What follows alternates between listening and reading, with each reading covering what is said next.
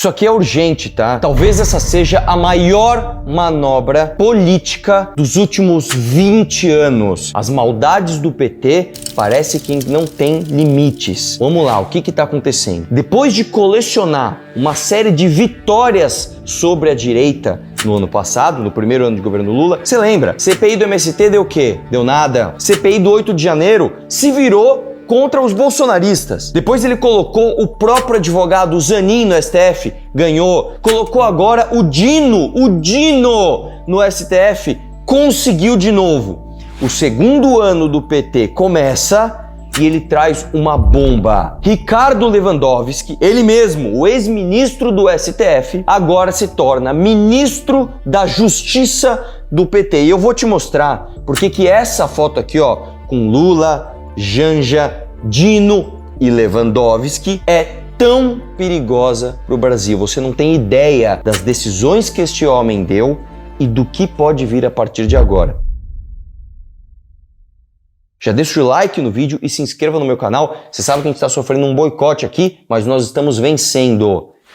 Meu vídeo de ontem, mesmo sendo desmonetizado, vocês foram lá, engajaram, ele voltou a monetização, voltou o engajamento. Então vamos repetir isso daqui nesse vídeo aqui, beleza? Comenta qualquer coisa aqui só para engajar. Vamos começar com a notícia, o desastre. Ricardo Lewandowski será o novo ministro da Justiça, anuncia Lula. O jurista se aposentou como ministro do STF em abril de 2023, perto de completar 75 anos. Lewandowski presidiu o julgamento do impeachment de Dilma e está no Tribunal Permanente do Mercosul. O presidente Luiz Inácio Lula da Silva anunciou nesta quinta-feira que o ministro aposentado do Supremo Tribunal, Ricardo Lewandowski, vai assumir a chefia do Ministério da Justiça e Segurança Pública.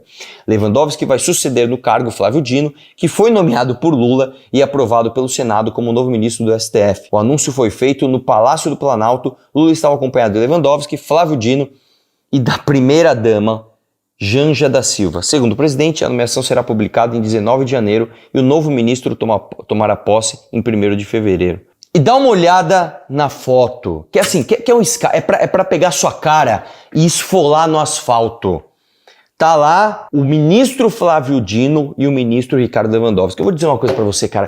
O PT, assim, ele consegue quebrar todos os limites do aceitável. Meu irmão, o Deltan Dallagnol foi cassado, o deputado mais votado do Paraná. Por que não? Quando ele é procurador, segundo o PT, ele agiu de forma política. Porque ele queria virar deputado, isso não pode. O Moro, anulem-se todas as condenações da Lava Jato. O Moro foi virar ministro de governo, isso não pode. Juiz de primeira instância não pode virar ministro de governo agora.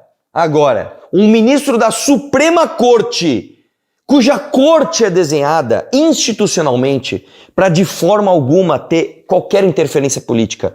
Aí este cara vira ministro do Lula menos de um ano depois de se aposentar e tá tudo certo. Meu irmão, você tem noção da gravidade disso? Você tem ideia da transgressão que nós fazemos do que é democrático? O advogado do presidente virou ministro do Supremo. Um comunista virou outro ministro do Supremo. O ministro Supremo que estava lá virou ministro da Justiça do governo atual.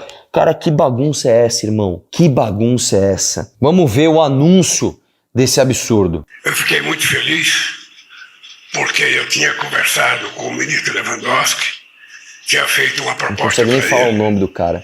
Eu sabia das atividades privadas dele.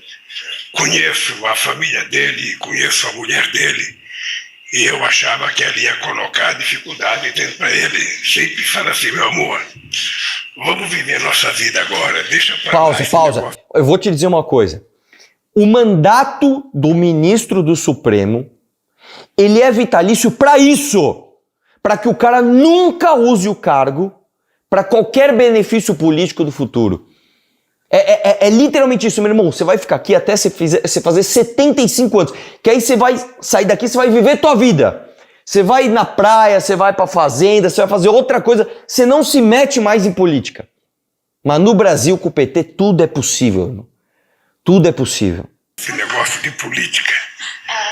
E, graças a Deus, a Yara teve a compreensão de falar pro Lewandowski, eu sei que você quer ir, então vá, meu amor. E ele ontem me comunicou que ele aceita ser o novo ministro da Justiça desse país. Você vê que até na hora de falar de mulher, o Lula ele quer pagar de politicamente correto, mas você vê, irmão, você vê que ainda é aquele velho Lula lá, reação, mulher tem o seu lugar, tem o seu papel. Você entende o que eu quero dizer? Aí sai a matéria do antagonista, um dos poucos portais que tem coragem de falar o que tem que ser dito. Janja vira papagaio de pirata em anúncio de Lewandowski. Meu irmão, você olha aquela foto, me lembrou a foto dele com o Biden. O cara vai lá, o chefe de Estado brasileiro vai receber o chefe de Estado americano vai receber o chefe de Estado brasileiro, aí tá lá a Janja, com a mãozona no meio do aperto de mão dos dois. Sem motivo aparente, a primeira-dama participou do anúncio que oficializou a escolha do ministro aposentado do STF para o Ministério da Justiça e Segurança Pública. Depois ela não quer... Não, porque eu não sei porque me xingam. Eu não tenho nada a ver com a política. Eu sou só primeira-dama. Qual é o interesse de Janja em aparecer na foto? Integrantes do Palácio do Planalto têm afirmado que Lula já escolheu um sucessor para quando deixar a presidência, a primeira-dama. Ao dizer em entrevistas que Janja teve um papel determinante no 8 de janeiro, ao supostamente dissuadi-lo a não decretar uma GLO, Lula, simbolicamente, iniciou sua passagem de bastão para a primeira-dama. Obviamente, o rito ainda terá outras etapas, mas essa foi uma demonstração de que o presidente achou uma solução doméstica para sua sucessão. Você vê que o Cupetê, irmão, é ex-ministro do STF virando ministro da Justiça. Por que não pôr a sua própria esposa para sucedê-lo? Para quem quiser saber mais sobre a Janja, tem um vídeo aqui que a gente fez só sobre ela para você entender exatamente os perigos que nós corremos com essa mulher lá. E quem é Ricardo Lewandowski? Ricardo Lewandowski nasceu em 11 de maio de 1948, tem 75 anos, por isso inclusive se aposentou há menos de um ano do seu cargo de ministro do STF. Bacharel em Ciências Sociais pela Fundação Escola de Sociologia e Política de São Paulo, a FESP-SP, mestrado e doutorado pela USP e ele ainda é mestre em Relações Institucionais pela Tufts University, professor titular da USP, secretário em São Bernardo ele foi, presidente da Implaza e aí ele conseguiu virar juiz do Tribunal da Alçada Criminal de São Paulo, depois virou desembargador do Tribunal de Justiça de São Paulo. E aqui a vida do cara, assim, aí ele zerou a vida. Em 2006 ele zerou a vida e eu vou até ler a matéria para não ter problema legal, não é mesmo? Vamos lá. Como é que o Lewandowski conheceu Lula? Primeira-dama é amiga da mãe de Lewandowski. Isso aqui é uma matéria antiga de 2007, logo quando ele foi nomeado. Indicado pelo ex-ministro Márcio Tomás Bastos, Henrique Ricardo Lewandowski teve o apoio da primeira-dama Marisa Letícia para ser nomeado ministro do STF pelo presidente Lula. A mãe de Lewandowski, Carolina, é amiga de Marisa. Elas se conheceram em São Bernardo do Campo, onde hoje o ministro foi criado e formou-se em Direito.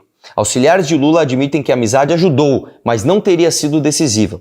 O aval de Bastos e de juristas de São Paulo é que teria feito o presidente decidir por ele após analisar mais de 11 nomes. Os defensores do hoje ministro elogiam sua sólida formação jurídica e o fato de ser professor titular da Faculdade de Direito da USP.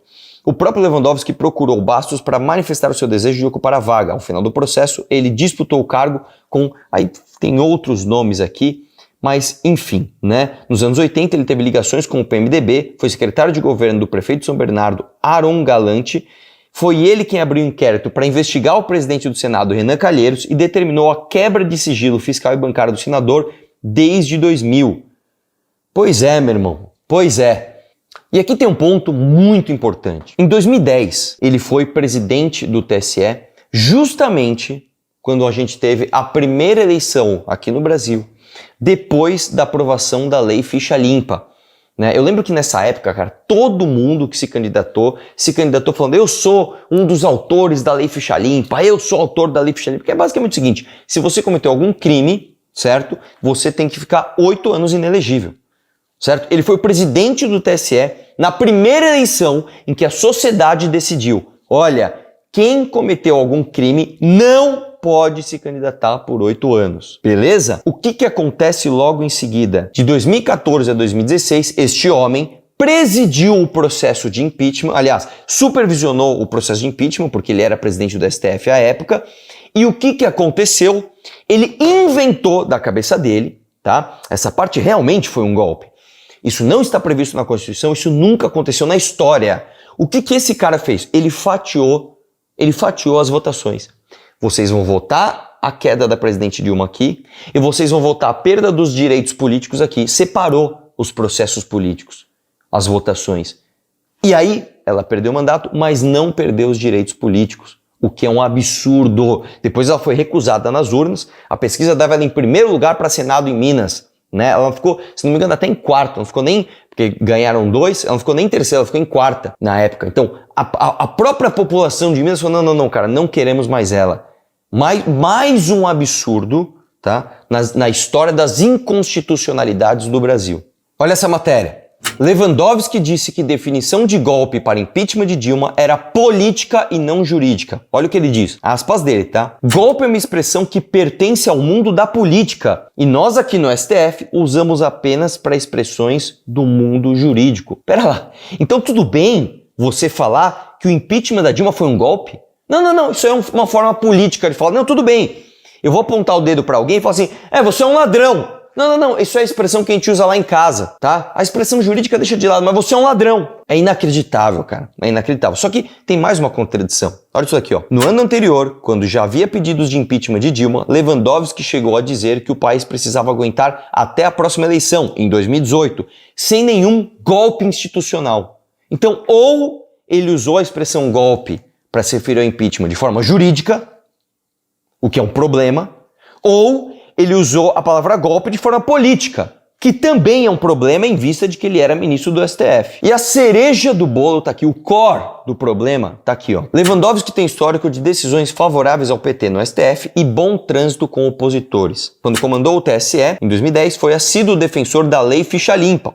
No entanto, 6 anos depois, quando presidiu no Senado o julgamento do impeachment da ex-presidente Dilma Rousseff, chancelou uma manobra regimental que fracionou a votação, essa que eu acabei de te explicar. No julgamento do mensalão, ele votou para absolver o ex-ministro José Dirceu e o ex-presidente do PT, José Genuíno, mas foi voto vencido. Quer dizer, o cara durante a sua atuação no STF salva alguns membros do PT, depois ele vira ministro do PT. Se seu voto tivesse prevalecido, o ex-deputado Roberto Jefferson também não seria considerado um colaborador, nem teria sido beneficiado com o regime aberto de prisão. Você vê como as coisas no Brasil elas têm consequências nefastas. O cara salva o José Genuíno, libera o Roberto Jefferson. Ganhou notoriedade também pelos embates com o relator do caso, Joaquim Barbosa, normalmente defendendo o que apontava como garantias constitucionais dos acusados e ampla defesa. Então ele é um garantista. Por isso, Lewandowski foi acusado pelo colega de parecer advogar para os réus e que estaria tentando obstruir o julgamento.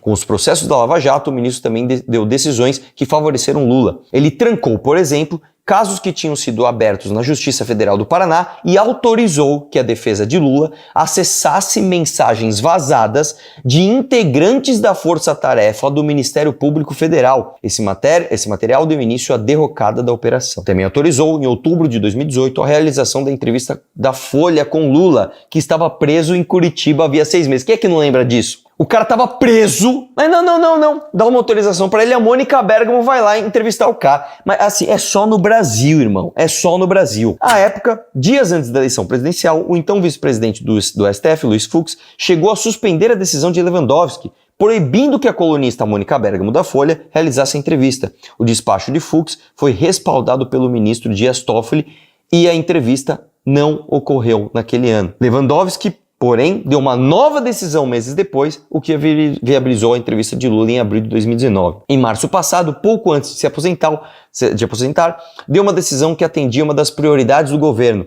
Lewandowski concedeu uma liminar para derrubar a quarentena de 36 meses imposta pela lei das estatais a dirigentes de partidos políticos ou com atuação em campanhas eleitorais para cargos em direção em empresas públicas ou sociedades de economia mista. Ou seja, antes do cara se aposentar, ele falou, não, tem uma lei que impede aqui que dirigente de partido partidário tenha uma mamatinha em estatal, porque é óbvio que você não pode fazer isso.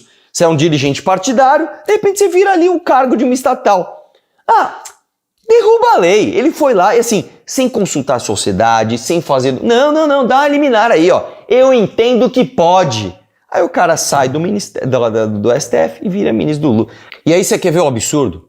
Você quer ver como no Brasil, irmão, pau que dá em Chico não dá em Francisco? Presta atenção nisso daqui. STF mantém decisão que declarou Sérgio Moro parcial ao condenar Lula, Por 7 votos a 4, ministros referendam decisão da segunda turma que tornou o Moro suspeito pela condenação do ex-presidente. Lembrando que não foi o Moro que condenou. O Moro condenou na primeira instância. Isso foi revisado pelo TRF4 em Porto Alegre, que aumentou a pena dele de 9,5 para 12 anos e meio. Mas mesmo assim, dane-se. Salva o homem. E eu vou ler aspas aqui, ó, de outros ministros do STF. Presta atenção. O ministro Marco Aurélio. O Marco Aurélio falou isso daqui, ó. O juiz Moro surgiu como um verdadeiro herói nacional. Então, do dia para a noite, ou melhor, passado algum tempo, é tomado como suspeito. E daí caminha-se para dar-se o dito pelo não dito, os interesses maiores do Brasil. Dizer-se que a suspeição está revelada em gravações espúrias é admitir que o ato ilícito produza efeitos, valendo notar que a autenticidade das gravações não foi elucidada. É óbvio. Primeiro, você não pode usar uma prova ilícita. Você não pode usar. Segundo, a gente não sabe se as mensagens são sequer verdadeiras. Porque no Telegram você tem a ferramenta de editar as mensagens depois que elas forem enviadas. Aspas do Marco Aurélio ainda. De qualquer forma, estaria a envolver diálogos normais considerados os artífices do judiciário, que é comum no dia a dia processual. Então o cara tá falando o seguinte, você não pode usar prova ilícita. Esta prova, mesmo sendo ilícita, você nem sabe se ela é verdadeira. E mesmo que ela for verdadeira, ela é ilícita, ela não dá pra saber se ela é verdadeira, mas se ela for, não tem nada demais. Mesmo assim, anularam todas as condenações da Lava Jato. Vamos lá. Há de caminhar-se para a conclusão, segundo a qual a turma não podia, ainda que mediante reconsideração do voto de um dos integrantes, ministra Carmen Lúcia, desarquivar o que já estava arquivado e prosseguir no julgamento. Então ele ainda diz, mesmo que tudo isso que eu falei não valesse, o caso já está arquivado. Você não pode desarquivar. Não, você não tem competência para isso. Mas no Brasil, como eu te falei, pode tudo. Pode tudo. Os próprios ministros do Supremo entendem o absurdo. Dá uma olhada no próprio Ricardo Lewandowski falando sobre isso. Aí, volto às mensagens, eminente ministro Barroso, volto às mensagens. O que nos dizem as mensagens?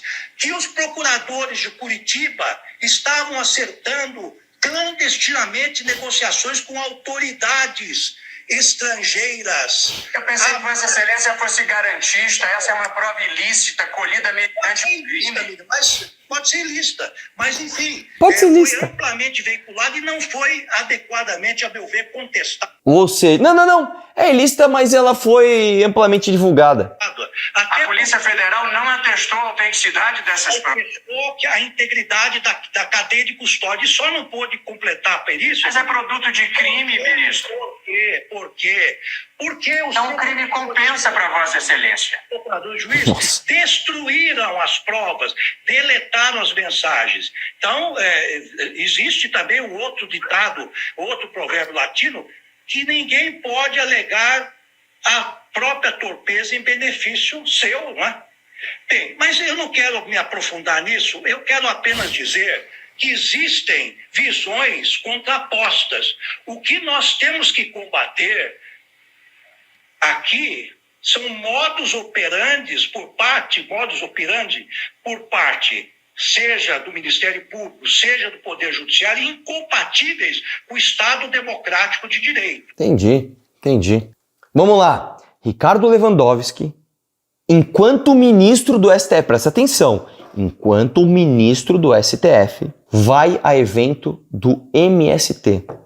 Lewandowski vai a evento do MST e fala em crise da democracia. O ministro do STF disse que o sistema é composto por alguns que representam os outros. Também abordou direitos trabalhistas. É inacreditável, né, bicho? Moro ironiza indicação de Lewandowski para ministro da Justiça de Lula. O senador Sérgio Moro se manifestou depois que o presidente Lula confirmou o nome do ex-ministro para o STF. Fica entendido que aceitar cargo em ministério não é e nunca deveria ter sido causa de suspeição. Ele tá errado? Por que para um vale e para o outro não? E lembrando, isso aqui valeu para suspender as provas e as condenações da Lava Jato e também para caçar o Deltan Dallagnol. Caso Lewandowski confirma a hipocrisia do STF, duplo padrão de Gilmar Mendes nos casos de Sérgio Moro e Ricardo Lewandowski, mostra que, para o sistema, o problema nunca são as condutas, mas as pessoas. Antagonista e Cruzoé, vocês estão corajosos, hein, nas suas manchetes, cara. O duplo padrão de Gilmar Mendes, foto à direita, nos casos de Sérgio Moro, que virou ministro da Justiça e Segurança Pública, sem nunca ter tomado decisão direta a favor de Jair Bolsonaro, e de Ricardo Lewandowski, foto à esquerda, que virou ministro da mesma pasta, após tomar uma série de decisões favoráveis a Lula, mostra que, para o sistema, o problema nunca são as condutas, mas as pessoas. Nunca é o que se faz, mas quem faz. A condenação em primeira instância foi proferida por Moro 15 meses antes da eleição, quando a imprensa nem sequer levava a sério a candidatura de Bolsonaro. Ao longo desse período, houve uma disputa eleitoral entre vários candidatos, um dos quais do próprio PT, Fernando Haddad. Se Lula nunca deixou crescer um líder petista à sua sombra, e se os demais candidatos não souberam encarnar o antipetismo da campanha, a culpa não é do ex-juiz, nem de todos os outros que condenaram em segunda instância e no STJ o então réu, acusado de corrupção e lavagem de dinheiro. Se Gilmar fosse coerente com seu argumento, teria escrito que Lewandowski, ao aceitar de Lula o cargo antes ocupado por Flávio Dino, foi diretamente beneficiado por sua série de votos e decisões que tiraram o petista da cadeia.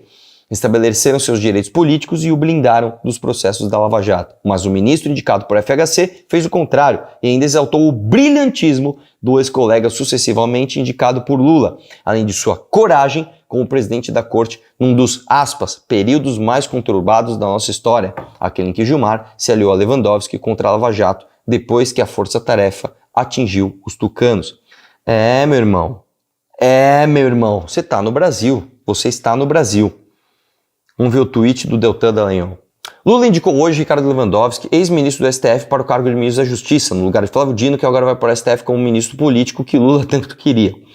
Quando estava no STF, Lewandowski beneficiou Lula e o PT diretamente com decisões judiciais, que abriram caminho para que Lula se livrasse das ações penais e condenações criminais contra ele, permitindo que Lula se tornasse novamente elegível e pudesse concorrer à presidência da República. No STF, Lewandowski anulou as provas contra Lula, obtidas no acordo de leniência do Odebrecht, permitiu à defesa de Lula acessar e usar os arquivos hackeados na operação Spoofing, suspendeu e depois encerrou formalmente 3 acusações penais contra Lula, sendo 2 delas referentes a propinas pagas pelo Odebrecht relacionadas ao Instituto Lula e uma relacionada à compra de caças suecos pelo governo Dilma. E esses são apenas 3 exemplos, mas há outros como o conceito exótico de desordem informacional criado por Lewandowski no TSE, que serviu como base para diversas decisões do TSE que beneficiaram a candidatura de Lula durante a corrida eleitoral, inclusive com a censura do então candidato Nicolas Ferreira, que teve o vídeo sobre como seria um furo no governo Lula removido, e também censura prévia do documentário do Brasil Paralelo sobre a facada em Bolsonaro. Além de tudo isso, a mesma situação agora vivida por Lewandowski foi usada pelo STF como um dos principais fundamentos para anular as sentenças de Sérgio Moro contra Lula. O tribunal viu parcialidade de Moro ao aceitar se tornar ministro da Justiça de Bolsonaro depois de ter tomado decisões contra Lula. Na época em que Moro aceitou ser ministro da Justiça, Cacai, notório advogado de acusados de corrupção, chamou o fato de, aspas, tapa na cara do judiciário. Reinaldo Azevedo, que criou o conceito de petralhas, que é verdade, você sabe, né? O termo petralhas foi cunhado por Reinaldo Azevedo. Mas hoje é, incrivelmente, um dos defensores mais caninos do governo, disse que ministro Moro é um exemplo assombroso de judiciário compartido. Até o momento, a maior parte da imprensa está em silêncio sobre o aspecto escandaloso da indicação e trata Lewandowski, no Ministério da Justiça, com normalidade. Críticas e análises semelhantes ao que foi feito em relação ao Moro são raras. Agora que Lewandowski se tornou o ministro da Justiça de Lula, as decisões que tomou em benefício de Lula e do PT serão anuladas? Lewandowski terá sua parcialidade pró-Lula e pró-PT reconhecida? Talvez em um Estado democrático de direito essas perguntas fossem respondidas. Como estamos em um Estado democrático dos donos do poder, não serão. E é verdade, você viu a imprensa, os comunicadores falarem alguma coisa? Isso aqui já virou um meme desse canal. Você viu sair isso na Choquei? Você viu uma reportagem do Fantástico sobre isso? Você não viu, cara. Você não viu. E você não vai ver. Você sabe que você não vai ver. O que a gente pode esperar do Lewandowski como ministro da Justiça? Há uma diferença entre o ministro do Supremo e ministro da Justiça. O que a gente pode esperar do Lewandowski como ministro da Justiça? O ministro Lewandowski tem uma história que não creio que seja alterada nesse momento. Ele sempre teve um perfil um tanto quanto mais reservado, desde quando desembargador no TJ de São Paulo, como professor da Universidade de São Paulo, na cadeira de Teoria do Estado, bem como quando também exerceu suas funções perante o Supremo Tribunal Federal. Ele tem um papel, me parece, relevante nesta articulação entre o governo e o Supremo Tribunal Federal e o Poder Judiciário brasileiro. Ele vem para assumir esse espaço de articulação entre o Poder Executivo e o Judiciário brasileiro, essa articulação sendo vista, inclusive, como algo necessário. É importante que o Poder Executivo tenha aí uma interlocução direta com o Poder Judiciário, em especial com pautas que sejam de interesse da justiça brasileira. Ele terá uma postura diversa da postura do ministro Flávio Dino, que, por sua vez, por ter uma origem na política, tinha um papel muito mais combativo e aguerrido nas pautas cotidianas do governo.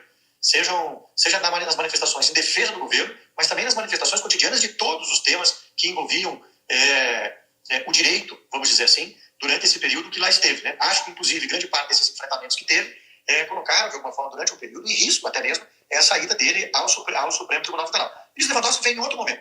Vem no momento de fechamento de uma história, de uma carreira, né? Que já passados esses seus 75 anos, deve ser esse um dos últimos postos que ele ocupa no Poder Executivo Federal, mas a bagagem que ele traz como desembargador, como professor titular da Universidade de São Paulo e como ministro do Supremo Tribunal Federal, certamente dá a ele as qualificações necessárias para desempenhar esta função de ministro da Justiça com uma certa tranquilidade. Tem ele aí uma estrutura e uma equipe que provavelmente ele deve trazer, que é a equipe que já esteve com ele quando esteve no TSE, depois quando assumiu a presidência do Supremo Tribunal Federal, que são algumas pessoas de confiança, que estão sempre ao seu lado, e me parece, então, que traz ele uma nova tônica para o Ministério da Justiça. Não quanto às políticas do Ministério da Justiça, mas quanto à atuação pública do Ministério da Justiça, creio eu que será uma atuação mais cometida, mais interna, né? Lógico, com manifestações públicas, mas manifestações mais pontuais por parte do agora ministro da Justiça, Henrique Ricardo Lewandowski. Agora, você falou algo, só pra gente fechar, Passeri, você falou algo importante, né? Porque há uma diferença e há uma espécie de troca de personagens que, do ponto de vista político, ela é uma troca importante. Isso tecnicamente, né? Você tira um ministro de caráter que é aguerrido, né? Que tem esse componente político, do ministério político, para uma corte que, teoricamente, é técnica, que seria a ida do Flávio Dino. Aí você tem um sentido contrário. Um ex-ministro que, entre aspas, tem uma atuação técnica e vai para um ministério político. Qual dos dois pode desempenhar um papel mais contundente com o que a sociedade espera? Um ministro político numa corte, como o Flávio Dino, ou um ministro, entre aspas, técnico em um cargo de natureza política, Flávio? Posso falar? Posso falar a minha opinião? O Dino no STF.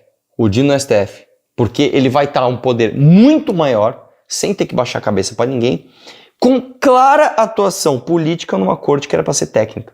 Mesmo porque, assim, eu acho que o Lewandowski para o Ministério da Justiça só elucida a tragédia que era ele no STF. Lembrando que tem vídeo também sobre o Flávio Dino, que é muito importante que você assista aqui no izinho aqui, ó. Tá bom? Você tem que saber de tudo. Esse é o Brasil. E é assim que começou o nosso 2024. Um abraço e vamos questionar tudo.